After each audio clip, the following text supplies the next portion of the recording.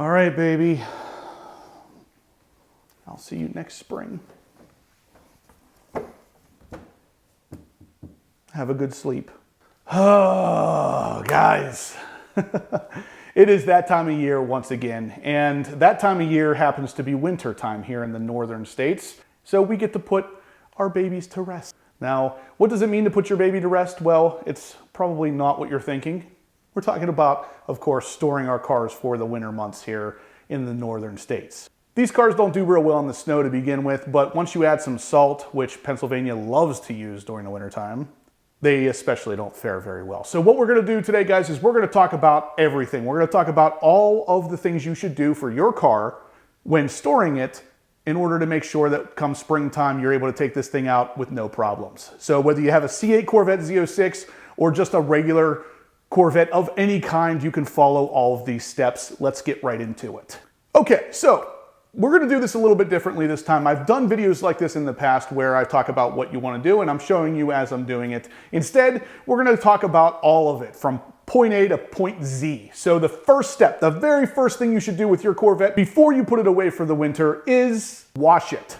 Make sure this thing is clean, because one of the steps that we're gonna talk about today is covering it. And you do not want to cover a dirty car. Once you have the car clean, let's go ahead and back it into the garage. All right, guys, it is time again for you to take your chance at winning a 2024 Corvette Z06. You can get entered for as little as $25, and with that $25 purchase, you actually get a 5-ticket additional promotion just for doing it from the link in the description down below and being, of course, a horsepower obsessed fan.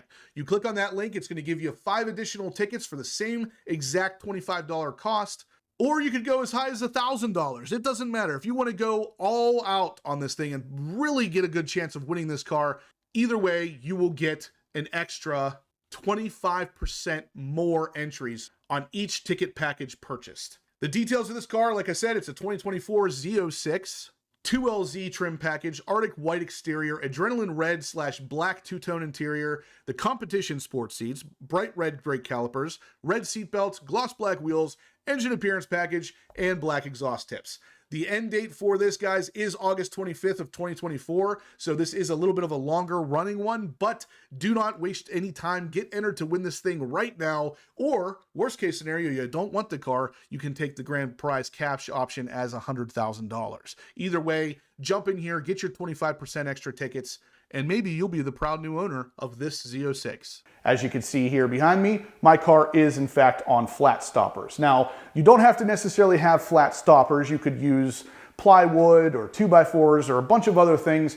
In my experience, the flat stoppers work the best at actually keeping flat spots away from your tires. The tires on this car and the tires on my ZR1 are super expensive. The last thing I want to do is have any kind of ridiculous thumping sounds whenever I take it out for the first time in the year. So flat stoppers it is for me.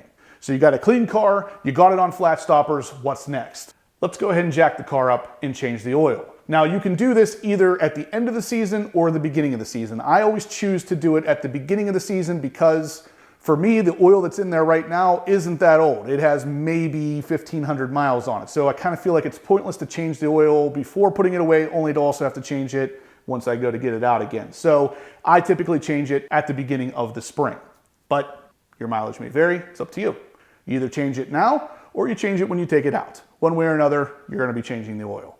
Next, if you live in an area or you keep your car in an area where mice are able to get in, you're gonna wanna do something to stop them. So you don't want any of these mice taking up residence in your brand new Corvette. So what you are gonna wanna do is set some mouse traps around the edges of your garage, so against the wall. A bunch of mouse traps, some dryer sheets. They don't really like strong smells like that, and other strong smelling things like soap and things like that will keep them out of the car. Luckily for me, I don't have a problem with mice in my garage, but if you did, you'd want to do this extra step. And also, if you have problems with mice, you might also want to take some steel wool and put it in your exhaust tips just so nothing finds its way into your exhaust. Next is something else that doesn't apply to me, but it will apply to many of you. If you have a normal lead acid battery and not the anti-gravity battery that I have in this car, you're going to want to put it on a battery tender. Now, the C7 and the C8 were really cool to use the battery tender on because there was a designated spot for it. The C8 spot is right in the frunk, and it looks like a little cigarette lighter that you leave the front latched only one time so you can run the cord out. You just plug it into the wall and it will maintain your battery the entire winter. The C7 was something similar. It was right in the rear hatch. You plug it into the wall. Again, you latch it down and the weather seal was spongy enough that it didn't cause a problem with pinching that cord. When you plug your car into a battery tender, it's a little less likely this will happen with the C8 Corvette, but my C7 Corvette especially, for some reason, it is really easy to forget that that thing is plugged into a battery tender. So I designed this.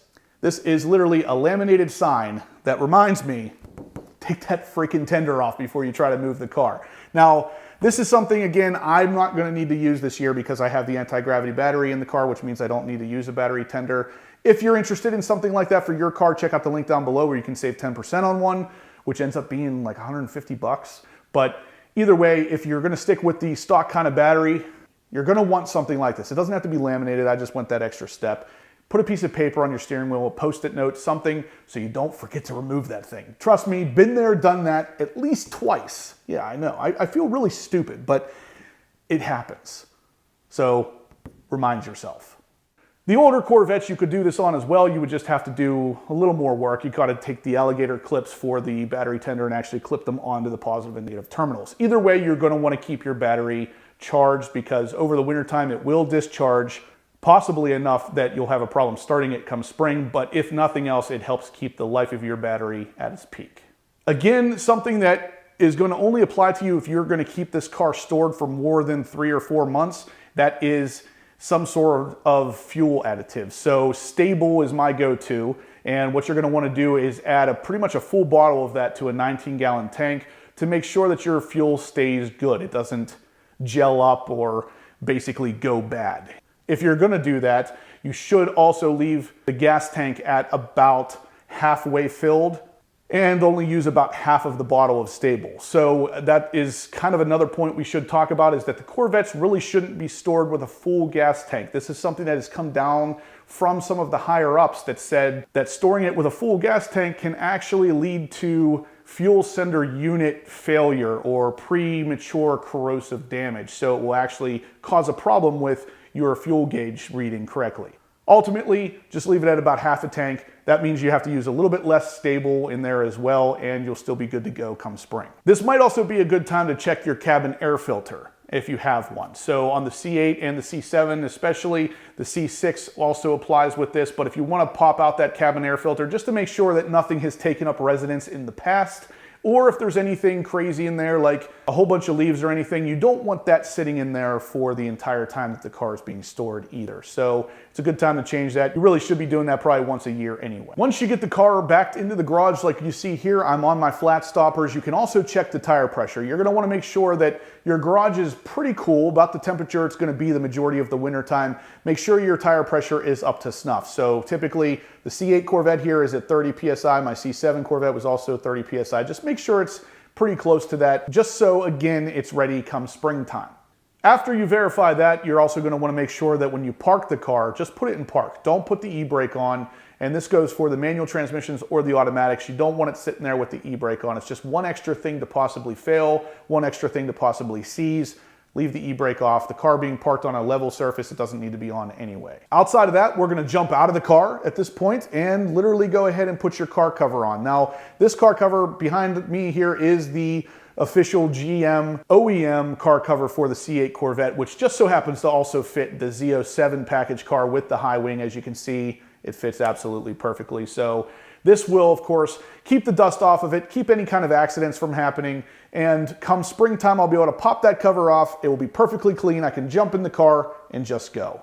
That's the beauty of doing this right. When you do it right at the end of the year, come the beginning of the year, you don't have to mess with anything. You pop the cover off, take the battery tender off if you have one, and you're on your way. But yeah, guys, that's pretty much it. So if you enjoyed this, or if you got any information out of this that you're going to use on your Corvette, please smash the thumbs up button. Let me know you're enjoying the content so I can keep making these kind of how-to or do-it-yourself kind of videos, so you guys are always on the cutting edge of what it is you should and should not do with your Corvettes. Now, this is something that's very near and dear to my heart, of course. This is stuff that I do outside of just YouTube. This car behind me is literally my dream car. So even if I wasn't doing YouTube and I owned one of these cars, I would do all of this stuff exactly the same. Hopefully this video helped you out, guys. I wanted to take a minute and really talk about what it is that we did with this car before putting it away, just so you guys understand that it's not necessarily as easy as just pulling the car in the garage and leaving it, especially if you want the next year to be really easy when you go to get in it and just take it right out. So like I said, if it did help you, smash the thumbs up button, subscribe if you haven't yet, guys. I'm gonna have tons of videos like this coming that you're not gonna wanna miss. And as always, guys, I will catch you in the next upload.